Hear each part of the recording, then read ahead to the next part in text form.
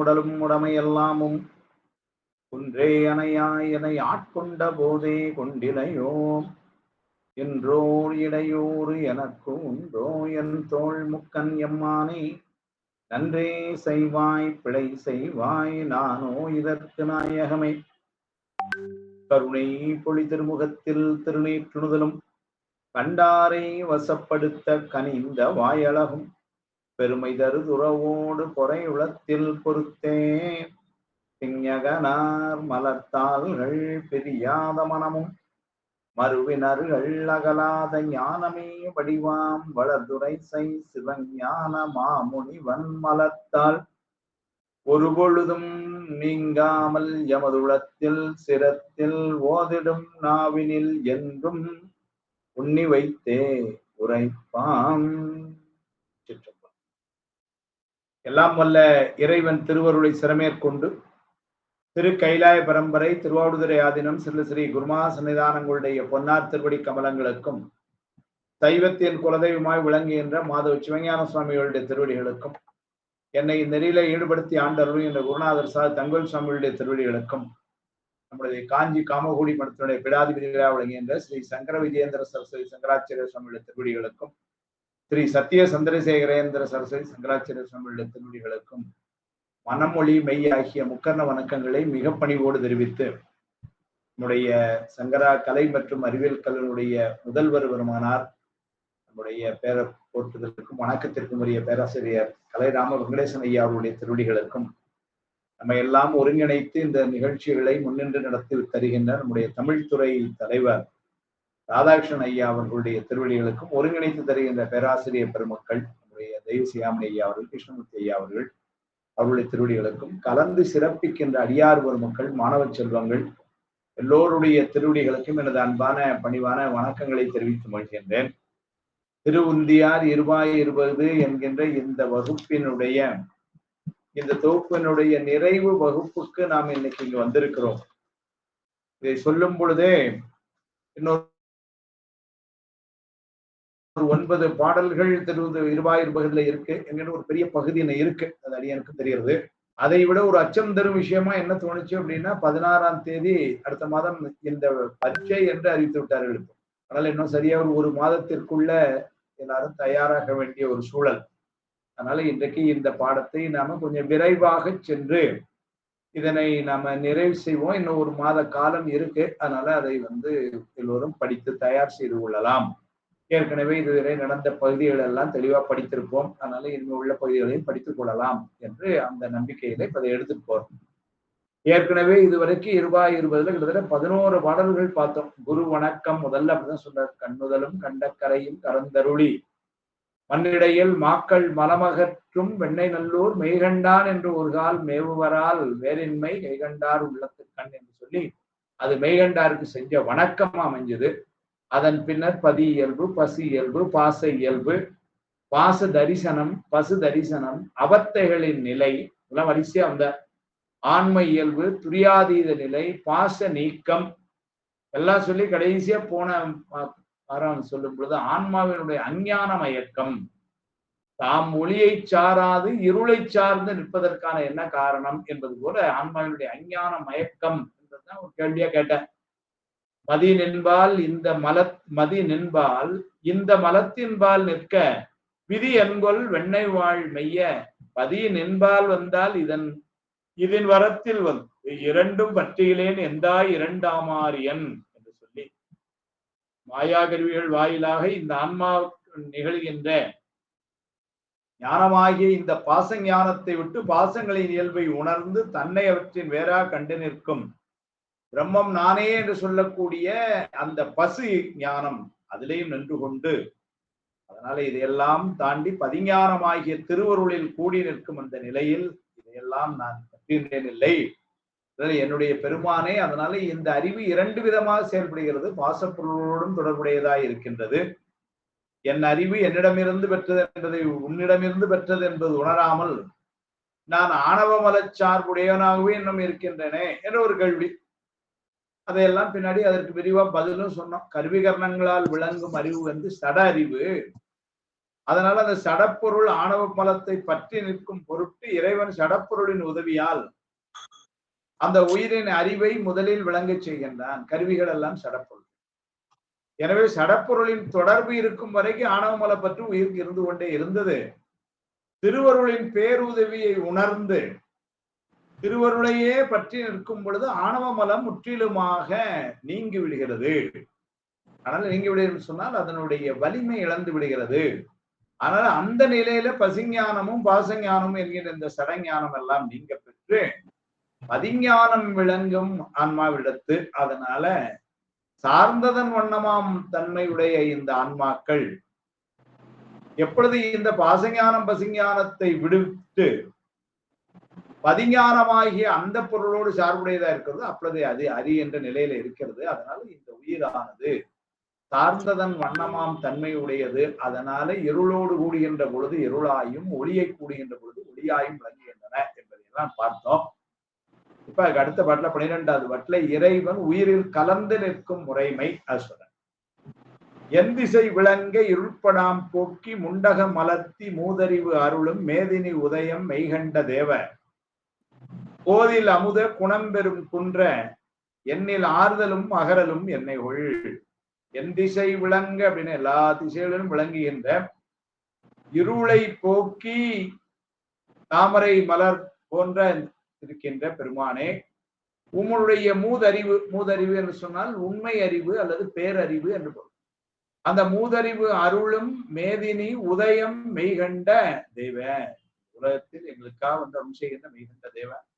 கோதியில் அமுத அப்படின்னா குற்றமே இல்லாத, கோதுன்னா குற்றம், கோதியில் அப்படின்னா குற்றமில்லாத அமுத குணம் பெரும் கொன்ற குணத்தால் உயர்ந்த பெருமானே, எண்ணில் ஆறுதலும். இந்த கோதில் அமுத குணம் பெரும் குன்ற என்ற இந்த சொற்கள்லாம் அப்படியே சேக்கலார் சுவாமிகள் வந்து பயன்படுத்துவார், அப்படியே பயன்படுத்துவார். ஏன்னா சுந்தரமூர்த்தி சுவாமிகளை ஆட்கொண்ட பின்னர் சுவாமி திருவண்ணூர் சுந்தரமூர்த்தி சுவாமிகளை நீ பாடுன்னு சொன்ன உடனே அவருக்கு எனக்கு என்ன பாட தெரியும் அப்படின்னு சொல்லும் பொழுது சொல்றார், வேதியனாகி வந்து என்னை வழக்கினால் வெல்ல வந்த ஊதிய மரியாதையனுக்கு உணர்வு தந்து உய்ய கொண்ட கோதிலா அமுதே என்று உன் குண பெருங்கடலை.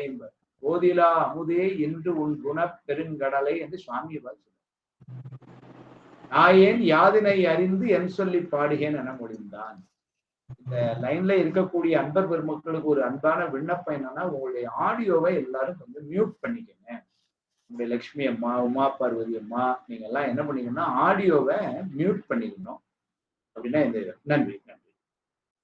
அதனால கோதில் அமுத குணம் பெரும் குன்ற எண்ணில் ஆறுதலும் மகரலும் என்னைகொள் உன்னில் உண்ணி உணாவிடில் பெயர் கூவம் என்னும் மதுவே நின் இயல்பு எனினே வியங்கோல் ஆளனும் ஆகி இயங்கலும் உண்டி எனப்படுவை என் தோள் முக்கன் யாங்கனும் பிரியாது ஓங்கனின் நிலையின் யான் வந்து அணைந்து மீழ்குவனாயன் ஆற்று துயர் உற்றோர் அணிநில் நசையி வீற்று வீற்று எழுதர வேண்டலும் வெறுத்தலும் இன்றி சாயைக்கு நன்று மண் இயல்பே அணையை ஆகுவை நினைவு அரும் காலை இந்நிலை அதனின் ஏழையற்கு இறங்கி நின்னை வெளிப்படுத்து ஒளிப்பை நீயேல் அருளுமாறு ஆகும் பெருமை அகுதன்றியும் நிற்பெற்ற அவர்க்கும் உற்பவம் உண்டு எனும் சொற்பெரும் அகுதி தொல் உலகு இல்லை அவ்வவை அமையவும் சோர்வும் மயர்வர சொல்லில் சொல் எதிர் சொல்லா சொல்லே சொல்லுக சொல்லிறந்தோயே என்று மெய்கண்டாரை பார்த்து ஒரு கேள்வியை அமைக்கிறார்.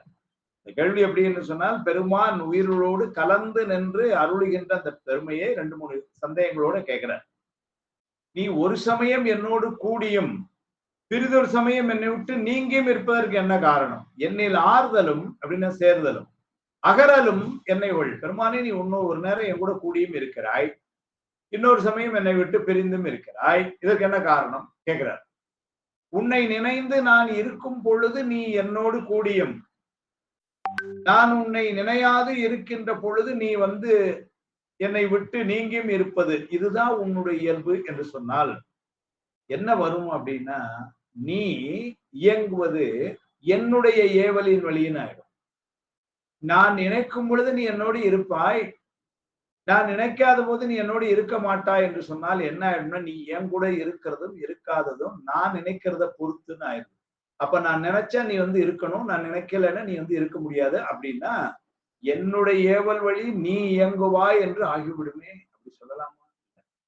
அது மட்டும் இல்லாம 8 தோள்களும் 3 கண்களும் உடையவனாகி எங்கும் நீக்கமற நிறைந்திருக்கும் உன்னுடைய முழு நிறைவில் நான் உன்னோடு கூடியும் உன்னை விட்டு பிரிய வேண்டுதில்லை.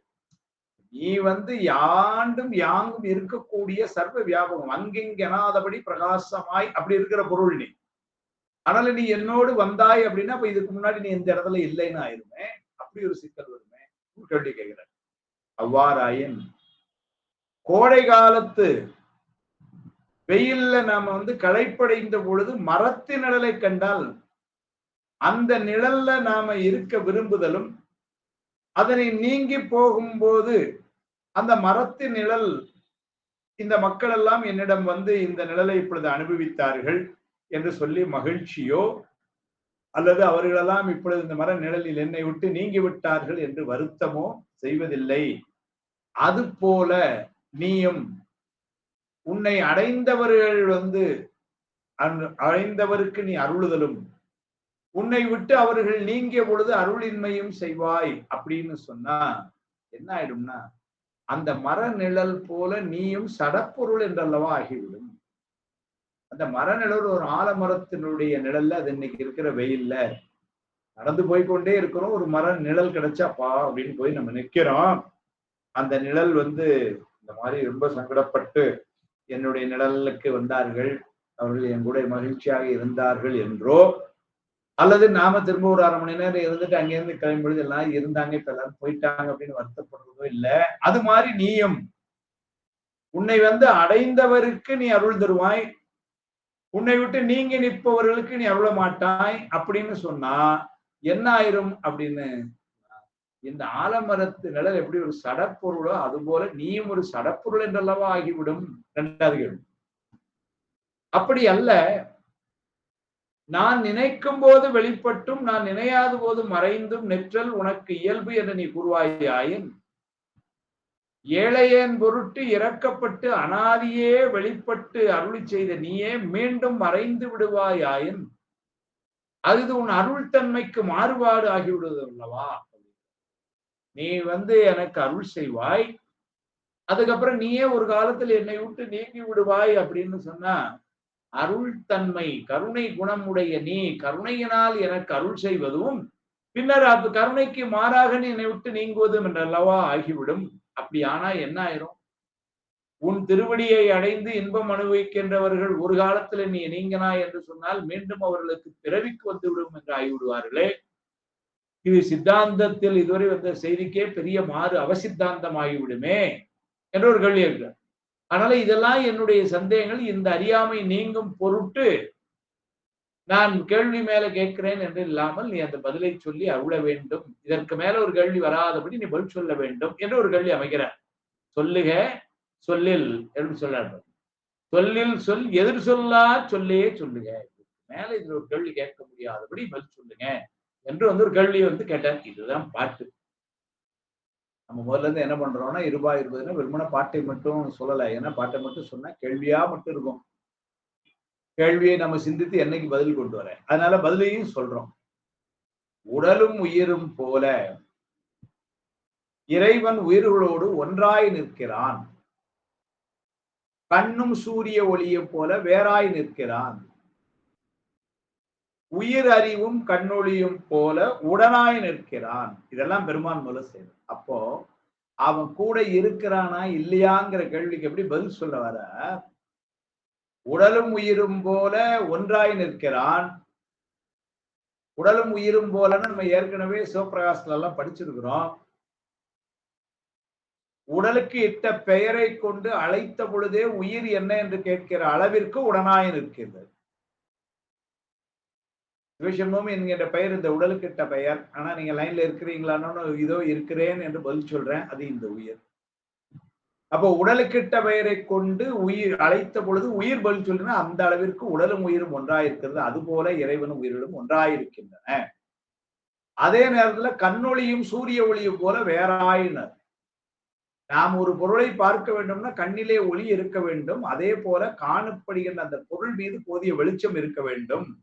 அது சூரிய ஒளி அந்த பொருளை நமக்கு காட்ட வேண்டும். அப்பதான் நம்ம காண முடியும். அது போல இறைவன் வேறாய் இருந்து நமக்கு அருள் செய்கிறான், காட்டுகிறான்.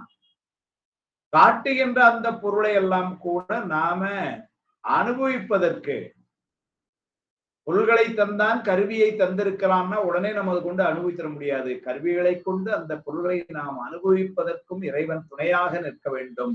அவ்வாறு இருந்து உதவுகிறான். அதுதான் உடனாய் நிற்கிறான். அப்ப சுவாமி கூட இருக்கிறானா இல்லையான்னா, கலப்பினாலே ஒன்றாயும் தொழில்தன்மையினால் வேறாயும் உயிர்க்கு உயிராம் தன்மையினாலும் உடனாயும் நிற்கின்றான் என்பது பெறப்பட்டது. இவ்வாறு இறைவன் உயிர்களோடு எக்காலத்தும் நின்று ஒன்றாயும் வேறாயும் உடனாய் நிற்கிறான் அப்படின்னு சொன்னா, அனாதியே உயிர்களுக்கு ஏற்பட்டுள்ள மலப்பற்று உள்ளமையினால மலப்பற்றை விற்று இறைப்பற்று உடைய உயிர்களுக்கு அவன் விளங்கியும், அந்த மலப்பற்று இன்னும் நீங்காத உயிர்களுக்கு அவன் விளங்காமலும் இருக்கிறான். இதுதான் வித்தியாசம். எல்லாத்துக்கும் ஒண்ணு போலதான் தாரம். சூரியன் பிரகாசமாய் வருகிறது. நல்ல பார்வை உடையவர்கள் அந்த ஒளி பிரகாசத்தை அனுபவிக்கிறார்கள். கண்ணிலே குற்றமுடையவர்கள் அந்த பிரகாசத்தை அனுபவிக்க முடியல. இவ்வளவுதான். இவ்வாறு இறைவன் இருப்பதற்கு காரணம் என்ன? மலப்பற்று உடைய உயிர்களுக்கு இறைவன் தன்னை காட்டினாலும் உயிர்கள் அவனை விளங்கி கொள்ள மாட்டா. ஏன்னா இவனுக்கு தான் கண்ணுல நோய் இருக்கேன். அப்ப சூரியன் பிரகாசமாக வந்தாலும் அவளுக்கு தெரியலையே. அது போலதான் அவனை விரும்பி நினைந்து உருகும் ஆன்மாக்களுக்கு மட்டுமே அவன் விளங்கி நிற்கிறான். ஏனையவருக்கு நிற்கிறான். அவன் விளங்கி நிற்றல் யாருக்குன்னாரு? இவங்கதான் அனுபவிக்கிறார். இறைவன் தன்னிலையில் என்றும் எவ்விடத்தும் நீக்கமர நிறைந்து நிற்கிறான். இயல்பாகவே இறைவனுக்கு எந்த உயிரினிடத்தும் விருப்பு வெறுப்பு, அவன் பாரபட்சம். நிழல் தரும் மரத்தை நாடி சென்ற நிழலில் இருப்பவருக்கே அந்த மரம் நிழலை தருவது போல இறைவனை நினைந்து பிறவற்றை மறந்து நிற்பவருக்கே இறைவன் அருள் புரிகிறான். ஆலமரத்தின் அடியிலே சென்று சேர்ந்தவர்கள் அனுபவிக்கிறார்கள். அதே போல இந்த உலகியல் எல்லாம் விட்டு இறை இன்பத்தை நாடி சென்ற ஆன்மாக்கள் இறை இன்பத்தை அனுபவிப்பார்கள். சார்ந்தாரை காப்பது தலைவனது கடமை. அதனால நிழல் தரும் மரத்திற்கு பாரபட்சம் இல்லாதது போல இறைவனுக்கும் உயிர்களிடத்து அந்த பாரபட்சம் இல்லை. இது ஏற்கனவே நம்ம திருவருட்பயனில் படிச்சோம். நலமிலன் நன்னார்க்கு நன்னினர்க்கு நல்லன் சலமிலன் பேர் சங்கரன். சலமிலன் சங்கரன் சார்ந்தவர்க்கல்லால் நலமிலன் நாள்தொறும் நல்குவான் நலன். குலமிலராகிலும் குலத்துக்கேற்பதோர் நலமிக கொடுப்பது நமச்சிவாயுவே. அப்புறம் சொன்ன அப்ப சலம் என்று சொன்னால் அந்த பாரபட்சம் அது கிடையாது சுவாமி. அதனால என்ன பண்ண அவன் தான் சொல்றாரு. அது மாணிகாசர் சொல்றார். வழங்குகின்றாய் உன் அருளார் அமுதத்தை வாரி கொண்டு விழுங்கின்றேன் விக்கினேன் வினையேன் விதியின்மையாள்கிறார். சுவாமி அந்த அருளை அள்ளி வழங்கினான். அவன் கிள்ளி கொடுப்பதெல்லாம் இல்ல, அள்ளி கொடுக்கிறான். அது நமக்கு சேரல. என்னமோ எனக்கு எழுதுனது இவ்வளவுதான் சார் அப்படின்னா என்ன அர்த்தம்? அது நம்முடைய வினை, நம்முடைய மலப்பற்றின் காரணமாக அதை முழுமையாக அறிய முடியாமல் இருக்கிறோம். ஆனால் அதை அவன் தருகிறான். பின்னாடி பாடும்போது அதான் சொல்றார். என்னால் அறியா பதம் தந்தா யான் அதை அறியாதே கெட்டேன்கிற உயர்ந்த நிலையில பின்னாடி சொல்லும் பொழுதும் நீ அதெல்லாம் நீ எனக்கு கொடுத்தாலும் நான் அறியணும்னா எனக்கு என்னது அந்த ஒளி பிரகாசத்தை உணர முடியாத அளவிலே கண்ணிலே ஒரு படலம் மறைத்திருக்கிறது அல்லவா? அதனால கண்ணாகிய உயிரிலே மறைத்திருக்கின்ற அந்த படலம் தான் ஆணவ மலம். அதனால இறைவன் தருகின்ற நிலையிலே எந்த குறைவும் இல்லை. அதை அனுபவிக்கின்ற நிலையிலே நமக்கு எவ்வளவு கிடைக்குமோ அவ்வளவுதான். என இந்த மலம் மறைத்திருக்கிறது. முன்னாடி அவனே என்ன பண்றான்? மறைத்திருக்கின்ற அந்த படலத்தை நீக்கி விடுகிறான். நீக்கி விடுகிறான்னு சொன்னது கூட எவ்வளவு ஒரு உத்வேகமா சொல்லுவார் பாருங்க குமரகுரு சுவாமிகள். ஆணவமான படலம் கிழித்து தந்தர்கள் இதனால் வரைக்கும் மறைத்திருந்த இந்த ஆணவ மலம் என்கின்ற படலத்தை சுவாமி கிழித்தெறிகிறார். ஆணவமான படலம் கிழித்து. அப்படி வரும் பொழுது அவனை நாம் அந்த பிரகாசத்தை முழுமையாக உணர்கிறோம் என்பதுதான் இந்த 12வது பாட்டுல பெருமான் நமக்கு அருளி செய்த இறைவன் உயிரில் கலந்து நிற்கும் முறைமையை சொன்னது. நல்ல கேள்விகளா அங்க கேட்டார். அந்த கேள்விகளுக்குரிய பதில்கள் இந்த அதோட 13வது பாட்டுல, இது 12வது பாட்டுல சொன்னது. 13வது பாட்டுல ஒரு கேள்வி கேட்கிறார். இந்த உடல் மெய்யா பொய்யா என்று ஒரு கேள்வி கேட்கிறார். இறந்தோய் கரணங்கள் எல்லாம் எனக்கு சிறந்தோய் எனினும் மெய்த்தேவ பிறந்து உடனாம் காயம் குளவும் கொளாமலும் கண்டது நீ ஆயங்கொள் பாதவத்தற்று. கருவிகரணங்கள் அனைத்தையும் கடந்து நிற்கும் மெய்கண்ட தேவா, எனக்கு அந்த கருவிகரணங்களை எல்லாம் தந்தருளி அறிவு அறியுமாறு செய்கின்றாய். ஆயினும் அடியேனின் உயிருக்கு உயிராய் இருக்கும் நீ என்று மேலானவன். பிறப்புக்கு வந்த காலம் முதல் இன்று வரை என்னோடு உடனாய் நிற்கின்ற இந்த உடலை ஒரு சமயம் நான் மெய் என்று நினைக்கின்றேன். சொல்றதே மெய்ன்னு தான் சொல்றேன். மெய்தான் அரும்பி விதிர் விதிர்த்து, அப்ப மெய்னா உடலைத்தான் சொல்லுச்சு. அந்த உடல் புலகாங்கிதம் அடைகிறது பெருமானை நினைக்கும் பொழுது. விதிர் விதிர்த்துன்னா நடுநடுங்குகிறது, அதெல்லாம் சொல்றார். அப்ப இந்த உடல் மெய்னா உடல். அதனால இந்த உடலை ஒரு சமயம் நான் மெய் என்று நினைக்கிறேன், பிறிதொரு சமயம் இதை பொய் என்று நினைக்கிறேன். ஏன்னா அது விட்டு நீ.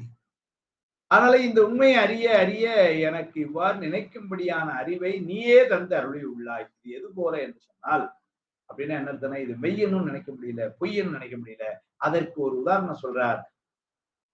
ஆயன்கொள் பாதவத்தற்று. பாதவம்னா மரம், ஆயன்கொள் வாதவம்னா ஆடு மேய்த்து கொண்டு போறவன் இந்த கிளை மரக்கிளைகளை வெட்டி ஆட்டுக்கு போடுவான். அப்படி போடும் பொழுது என்ன பண்ணுவானா, மரக்கிளைகளை வெட்டி அந்த மரத்திலேயே தொங்க விட்டுருப்பான். அப்படின்னு இந்த ஆடுக்கு அது அதுலயே இருக்குன்னு நினைச்சிட்டு மரத்துல இருக்கிறத அப்படியே சாப்பிட்ற மாதிரி அது நினைத்துக் கொள்ளும். ஆனால் அது மரத்திலேயே தொங்குதுனால அது வாடுதலும் இன்றி, அதே நேரத்துல அது மரத்தோடு இருந்து வாழ்தலும் இன்றி. ஏன்னா மரத்துல இருந்து வெட்டப்பட்டது.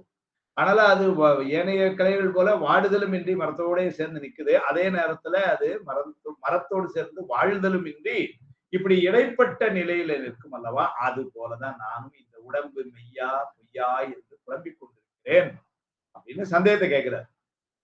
பதில் சொல்ல, பதில் பாட்டுல இல்ல, நம்ம சொல்லணும். நம்ம எடுத்த உடனே சொல்லிடும் இது பொய் அப்படின்னு சொல்லிடுவோம். அது சொல்ல, ஆணவமலப்பற்று காரணமாக அறிவிச்சை செயல்கள் தொழில்படாமல் இருந்த நிலை கண்டு இறைவன் இறக்கப்பட்டு இந்த உடலை நமக்கு வழங்கினார். அப்படிதானே? சுக்குமதேவம் கொடுத்து, அதுக்கப்புறம் வினைக்கு தக்கவாறு தூலதேவம் கொடுத்து, அதெல்லாம் சுவாமி சொல்லு. இறைவன் உடலை வழங்கிய பிறகுதான் இந்த அறிவிச்சை செயல்கள் எல்லாம் தொழில்படவே ஆரம்பித்திருக்க. கொஞ்சம் கொஞ்சமா தொழில்பட்டுக்கிட்டே வரும். இந்த உடலில் இருக்கும் பொழுதே அறிய வேண்டுவனத்தை அறிந்து இறை அருளின் பெருமையை உணர வேண்டும் என இது கருவி. ஆனால் இந்த கருவியை பயன்படுத்தி பெருமானுடைய திருவருளை நாம் எப்பவுமே உணர வேண்டும். அப்போது உடல் பொய் என்றாலும் அதன் கண் உள்ள ஆன்மா நித்திய பொருள் என்பது விளங்கும். இந்த உடல் பொய் தான். ஆனா இந்த உடலை கருவியா பயன்படுத்தி கொண்டிருக்கின்ற ஆன்மா, இந்த உடலை செயல்படுத்துகின்ற உயிர் என்கின்ற அந்த பொருள் நித்த பொருள், உண்மை பொருள். இந்த உடம்பு என்பது பொய்ப்பொருள் என்பது புறநானூறு.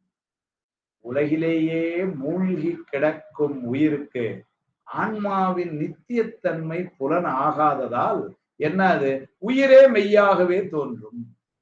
எப்ப இந்த உயிர் என்பது பொய் என்றும் உயிரை வழிநடத்தக்கூடிய ஆன்மா மெய் என்றும் திருவருளால் உணர்கிறோமோ, அல்லது குருவருளால் உணர ஆரம்பிக்கிறோமோ, அன்னைக்கு படிநிலையில முன்னேற்றம். ஆனா அது வர்ற வரைக்கும் உள்ள நிலைமையில் உலகிலேயே மூழ்கி கிடக்கின்ற ஆன்மாக்கள் என்ன ஆகுதுன்னா, அந்த உயிரானது மெய்யா உண்மையான பொருள் நினைக்கிற, இந்த உடலே மெய்யான பொருள் உண்மையான பொருள் என்று நினைத்து கொண்டுதான் பின்னாடி திருவாசகர் சொல்லுவாரு, வெந்து விழும் உடற்பிறவி மெய் என்று வினை பெருக்கி. ஒரு நாள் விழுந்து போகும்போது என்னை கொண்டு போய் வச்சு நம்மையாவது கூட ஒரு நாள் பூரா எரியும், தெரிஞ்சு மறுநாள் சாம்பல் கிடைக்கும். இப்பெல்லாம் அப்படி இல்லை, 2 மணி நேரத்துல சாம்பலை வாங்கிட்டு போங்கன்றதுதான். அப்படி எதுவும் சாம்பல் ஆயிடும்.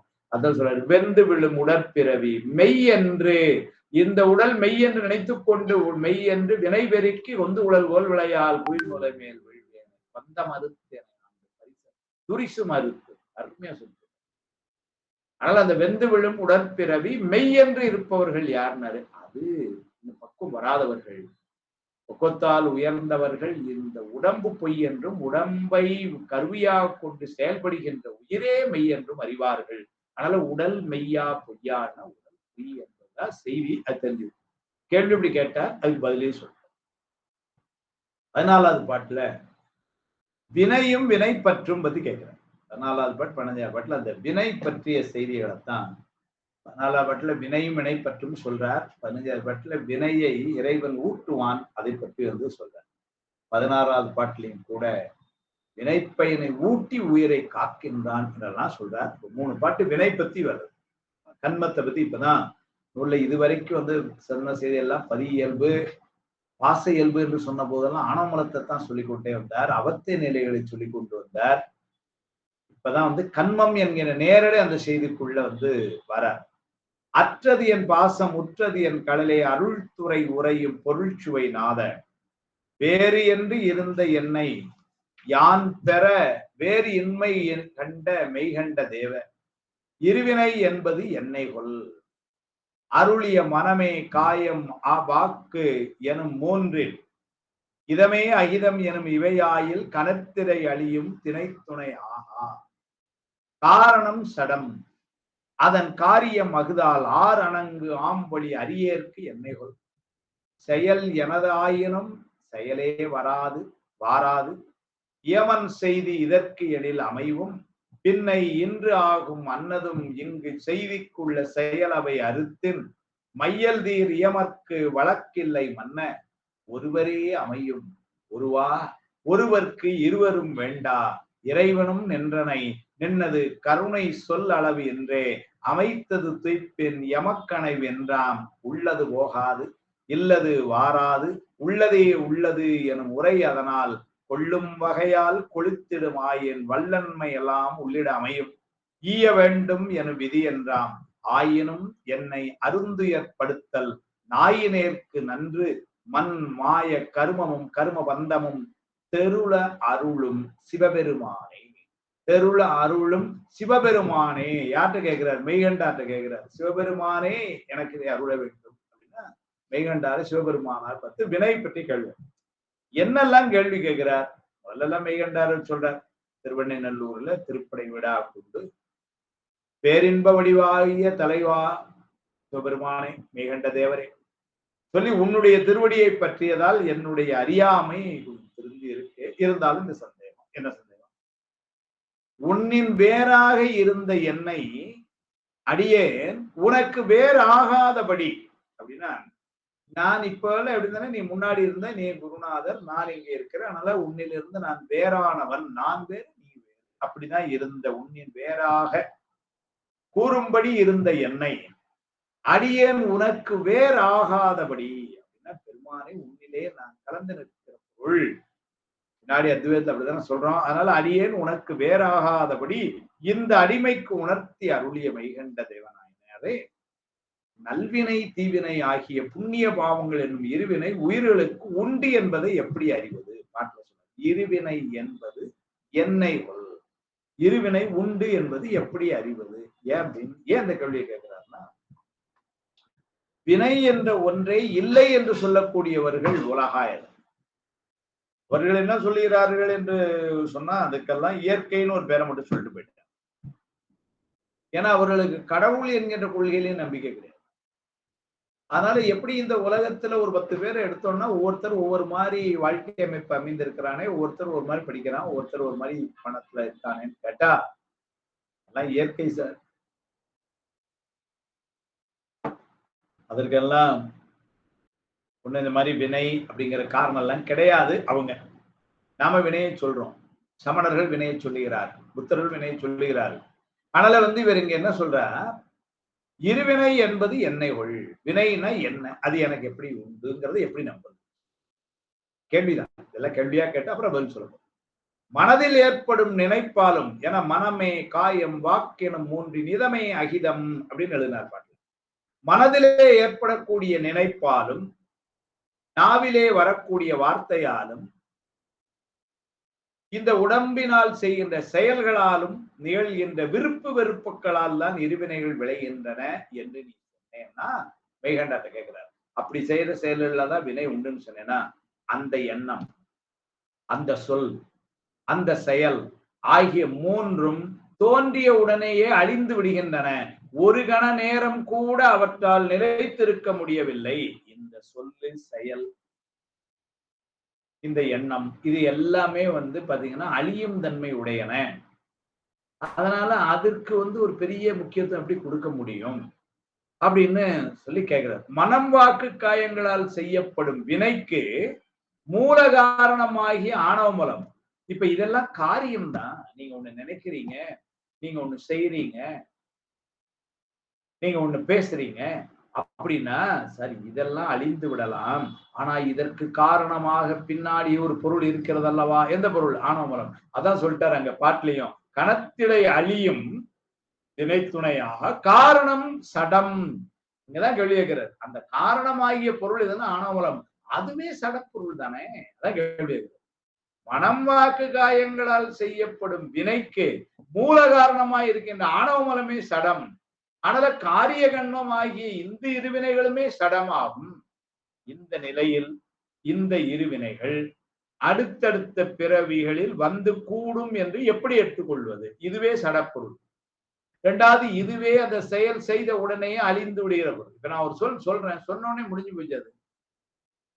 மனசுல ஒரு நினைப்பு நினைக்கிறேன், நினைச்ச உடனே திரும்ப மாத்திடுறேன். அந்த நினைப்பு மாதிரி வேற நினைப்பு வந்துருது. நான் ஒரு செயல் செய்யறேன், செய்த உடனே அந்த செயல் முடிஞ்சது, அடுத்த செயல் போகும். நாளைக்கே பாருங்க, காலையில இருந்து சாயங்காலம் வரைக்கும் அந்த வகுப்புல நிறைய தாய்மார்கள்லாம் பெரியவங்க எல்லாம் இருக்கிறீங்க. காலையில 6-5 மணிக்கு எந்திரிச்சு ஆத்துட்டு எவ்வளவு வேலை பாக்குறீங்க வீட்டுல. அப்போ ஒரு செயல் செய்றீங்க, அதுக்கப்புறம் உடனே வந்து காலையில குழந்தைகளுக்கு உணவு தயார் பண்ணீங்க, அப்புறம் அடுத்த செயல் போயிட்டீங்க, உணவு சாமி, அப்புறம் அடுத்த செயலுக்கு வந்தீங்க, துணி துவைக்கிறீங்க, அப்புறம் அடுத்த செயலுக்கு வரீங்க, தோசைக்கிறீங்க, அப்புறம் அடுத்த செயலுக்கு வரீங்க, ஏதோ படிச்சுட்டு இருக்கிறீங்க, அப்புறம் அடுத்த செயலுக்கு வரீங்க, சாப்பிடுறீங்க. இப்படி செயல்கள் எவ்வளவு மாறி மாறி, அப்போ ஒரு செயல் எல்லாம் அழிந்து போதே. அது மட்டுமல்ல, இந்த செயல்கள் எல்லாம் வந்து இருவினைகள் என்கின்ற இதற்கு காரணமாய் இருக்கின்ற ஆணவ மலமும் சரி, அந்த ஆணவ மலத்தினால் நாம் செய்கின்ற இந்த செயல்களும் சரி. ஆணவ மலம் காரணம், இப்ப செய்கின்ற செயல்கள் காரியம். இது எல்லாமே சடம். அப்ப இது அறிவற்ற இந்த பொருள் அடுத்தடுத்த பிறவிகளிலே நமக்கு வந்து கூடும், வினை வந்து தாக்கும் அப்படின்னு சொல்லி எப்படி ஏற்றுக்கொள்வது? எப்படி கேள்வி. அதனால காரண கண்மமாகிய இந்த ஆணவ மலமும் காரிய கண்மமாகிய இந்த இருவினைகளுமே சடம் ஆயினும் உயிர்கள் அறிவுடை பொருளாதலின் அவை உயிர்களுடன் கூடுதலால் செயல்படக்கூடும். அவை சடப்பொருள் தான், ஆனா உயிர் அறிவுடைய பொருள் தானே. அதனால உயிரோடு சேர்ந்து செயல்படும் அப்படின்னு சொன்னா, அவ்வாறாயின் உயிர்களுக்கு என்று எந்த ஒரு செயலும் செய்ய இல்லை என்று கருத வேண்டிய வரும். அப்போ உயிருக்குன்னு ஒரு செயலே கிடையாது. இது எல்லாம் எப்படி நடக்கும்? அப்படிதான் நடக்கும்னு வரும். அப்போ உயிர்களுக்கு என்று ஒரு செயல் இல்லைன்னு சொல்லிட்டா, செயல் இல்லாத போது சடமாகிய இந்த காரண கண்மமும் காரிய கண்மமும் எவ்வாறு உயிர்களை செயல்படுத்த முடியும்? இப்படிலாம் சொல்றாரு. அந்த அந்த காரிய கண்மமாய் வந்த செயல்கள் தான் உயிருக்கு அறிவு இருக்குல்ல, அவை வந்து செயல்படுத்தியிருந்தன. அது சேர்ந்த போது செயல் நடக்கு அப்படின்னு சொன்னா, அப்போ உயிர்களுக்குன்னு வேற செயலே இல்லையான்னு ஆயிடும். சரி, உயிர்களுக்கே செயலே கிடையாதுன்னு சொன்னீங்கன்னா, இவையும் சடப்பொருள்கள். செயலே இல்லாத உயிர்களை இவை எப்படி செயல்படுத்த முடியும்? அப்பவும் இல்லைன்னு ஆயிடும். உயிர்களுக்கு ஒருவேளை செயல் உண்டுன்னு நீ சொன்னேன்னா, ஒருவேளை உயிர்களுக்கு செயல் உண்டு அப்படி சொன்னா, அங்க ஒரு கேள்வி வருது. எல்லா செயல்களும் உயிர்களின் விருப்பத்துக்கு ஏற்ப நடப்பதில்லையே இந்த உலகத்துல. சில செயல் நம்ம இப்படி செய்யணும்னு அந்த உயிர் விரும்புது, ஆனா அது நடக்கலையே.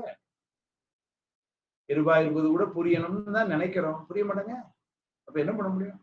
அப்ப நடக்கல சொல்ற. மேலும் உயிர்கள் செயல்களை செய்யும் பொழுது அவற்றிற்கு யமதண்டனை வரும் அளவில் செயல்களை செய்யுமா? உயிர் ஒருவேளை அதுதான் அது விருப்பத்துக்கு செய்யறதுன்னு சொன்னா, ஒரு செயலை செய்யும் பொழுது அதுக்கு யம தண்டனை, நர தண்டனை வருது. அந்த மாதிரி ஒரு செயலை எந்த உயிராது விரும்பி செய்யுமா? இந்த செயலை செஞ்சா யம தண்டனை வருமா, அதனால நான் செய்கிறேன் அப்படின்னு இந்த உயிரா செய்யுமா? இருக்காதே. அப்படி இருந்தா அந்த செயலை செய்யாத அல்லவா? ஆனா யம தண்டனை வந்து அனுபவிக்கிறதே. அப்ப தமக்குரிய செயல்களை உயிர்களே செய்யும் திறம் உடையன என்று நீ கூறுவாயாயின், உயிர்களுக்காக நீ ஏதும் செய்வதில்லை என வேண்டி வருமே. மேகண்டன எப்படி கேட்கிறது? உயிருக்கு வேண்டிய செயல்கள் எல்லாம் உயிரே செய்து கொள்ளக்கூடிய அதற்கு ஆற்றல் உண்டு என்று சொன்னால், அப்போ உயிர்களுக்காக நீ ஒன்றும் செய்யவில்லை. நீ சொன்ன சிவபெருமான் மேகண்ட தேவனாயனார் சொல்றார். மேகண்ட தேவனாயனார் பார்த்து நீ ஒன்றும் செய்ய வேண்டிய சிவபெருமான் ஒன்றும் செய்ய வேண்டியது இல்லை என்று வந்துருவேன். அப்படி அல்ல. உயிர்கள் செய்யும் நல்வினை தீவினைகளுக்கு ஏற்ப பயன்களை உயிர்கள் அனுபவிக்குமாறு நீ செய்கிறாய்.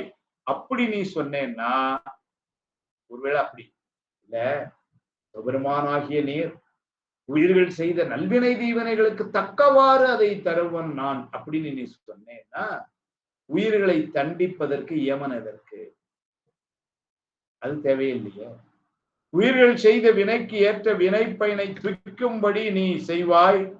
உன் ஏவல் வழி நின்று ஏமனும் தண்டிப்பான் அப்படின்னு சொன்னா நானும் பலன் கொடுப்பேன். வைகண்டார் சொல்றாராம். சொல்ற மாதிரி இவர் எழுதுறார். நானும் பலன் கொடுப்பேன், சிவபெருமான் நானும் பலன் கொடுப்பேன், யமனும் கொடுப்பான். அப்படின்னா என்னை தண்டிப்பதற்கு ஒருவர் போராதா? பாட்டுல அருமையா வந்து அதை கேட்பார். ஏமன் செய்தி இதற்கெனில் அமையும் பின்னை இன்றாகும் அன்னது மிங்கு செய்திக்குள்ள செவையல் கருந்தேன் மையல் நீர் இயமர்க்கு வழக்கில்லை மன்ன ஒருவரே அமையும் ஒருவா ஒருவர்க்கு இருவரும் வேண்டா. ஒருவரே அமையும். இந்த ஒருவருக்கு தண்டனை கொடுக்கிறதுக்கு 2 பேரா? நீ ஒரு பக்கம் கொடுப்ப, யமன் ஒரு பக்கம் கொடுப்பான். இப்படியா? என்னை தண்டிப்பதற்கு ஒருவர் போராதா? இருவர் வேண்டுமா? என்னை தண்டிப்பதற்கு யமனும் ஆகிய நீயும் இருவரும் வேண்டும் என்பாயாயின், இல்ல உனக்கு தண்டனை கொடுக்கறதுக்கு எனக்கு யமனும் கூட வேணும் அப்படின்னு நீ சொன்னேன்னா எல்லா வல்லமையும் உடையவன் நீ என்ற வழக்குக்கு இழுக்காகி விடும் அல்லவா? இல்ல அப்படி இல்ல. இன்பம் தருவதற்கு நானும், துன்பம் தண்டிப்பதற்கு ஏமனும் தேவை.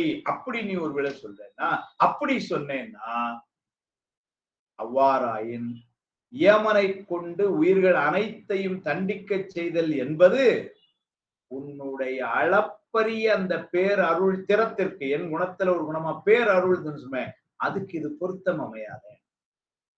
யமனை கொண்டு எல்லா உயிர்களையும் நீ தண்டிப்ப அப்படின்னு சொன்னா அப்ப பேரருள் திறம் என்கின்ற உன்னுடைய கொள்கைக்கு அல்லது குணத்திற்கு அது இழுக்காக அல்லவா அமையும். உயிர்கள் செய்த வினைக்கு ஏற்பவே யமன் தண்டிக்கிறான் அப்படின்னு நீ சொன்னேன்னா உன்னால் ஊட்டப்படும் வினை பயன்களைத்தானே உயிர்கள் துய்க்கின்றன. வினை பயன்களை உயிர்களே அனுபவிப்பதால் உயிர்களுக்கு புதிய வினைகள் தோன்ற மாட்டாவே. நீ ஏற்கனவே நாங்க செய்த வினைக்குரிய பலன்களைத்தான் நீ கொடுக்கிறேன்னா அதைத்தானே நாங்க அனுபவிக்கிறோம். இதுல புதிய வினை ஆகாமியம்ங்கிறது எங்க இருந்து வரும்? உள்ளது போகாது, இல்லது வாராது, உள்ளதே உள்ளது பாட்டுல சொல்றாரு. என்னும் மொழிகள் சக்காரியவாதம் அதெல்லாம் சொன்னீங்களே. அப்ப செய்த வினைக்குரிய பயன்களை அனுபவித்து தீர்த்து விட்டால் மேற்கொண்டு பிறப்பேறுவதற்கான ஆகாமிய வினை நிகழ்வதற்கு இடம் இல்லையே. அவ்வாறாயின் அடுத்தடுத்து மறுபிறப்புகள் எப்படி ஏற்படுகின்றன? இவ்வளவு கேள்வி கேட்டார். அருமையான கேள்வி. வினைப்பயனை அனுபவிப்பதற்காக உயிர்கள் செய்யும் ஒவ்வொரு முயற்சியும் ஆகாமி வினையாகின்றது என்று நீ கூறுவாயாயின், அப்படி சொன்னேன்னா நல்வினைகளாகிய தானங்கள் தவங்கள் செய்து புண்ணிய பயனை பெறுதல் வேண்டும் என்ற நூல்களில் கூறப்பட்டிருப்பதற்கு பொருத்தமான பொருள் கூற முடியாமல் போய்விடும்.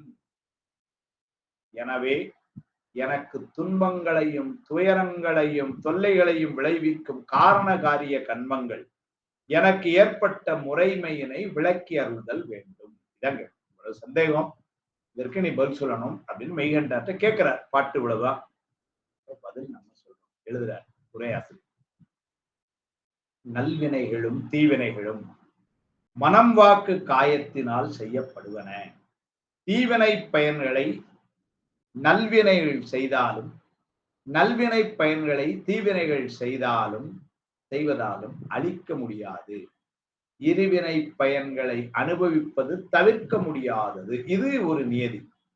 நல்வினை நிறைய செஞ்சிருந்து கொஞ்சம் தீவினை செஞ்சோம்னா அதுல கொஞ்சம் கழிச்சுட்டு மிச்ச நல்வினைக்கு பலனோ, அல்லது தீவினை நிறைய செஞ்சிருக்கோம் கொஞ்சம் நல்வினை செஞ்சோம்ல அதனால அந்த அளவுக்கு கழிச்சுட்டு கொஞ்சத்துக்கு மட்டும் தண்டனைன்னா கிடையாது. உற்ற தொழில் நினைவு உரையில் இருவினையும் உளவாம் ஒன்று ஒன்றால் அழியாது உன்னின் ஊன் ஒழியாது. சிவபிரகாசம் உளவாம் ஒன்று ஒன்றால் அழியாது சிவபிரகாசம். சரி, அப்ப கண்மம் காரணம் காரியம்னு 2 வகைப்படும். அதை நம்ம சொல்லிட்டோம். அது சொல்லிட்டு உயிர்களின் விருப்பத்திற்கு ஏற்பவே இறைவன் அவற்றை தன் மறைப்பாற்றலால் நடத்துகிறான். உயிர் விரும்பியவாறே எதையும் செய்வதற்கு இறைவன் உதவுவதால். அதான் இறைவன் உயிர் விரும்பியவாறே எதையும் செய்வதற்கு. இப்ப இன்னைக்கு இந்த வகுப்புக்கு வரணும்னு நினைச்சவங்களுக்கு என்ன பண்ணான்னாரு, உதவி செய்தான், கொண்டு வந்து சேர்த்தான்.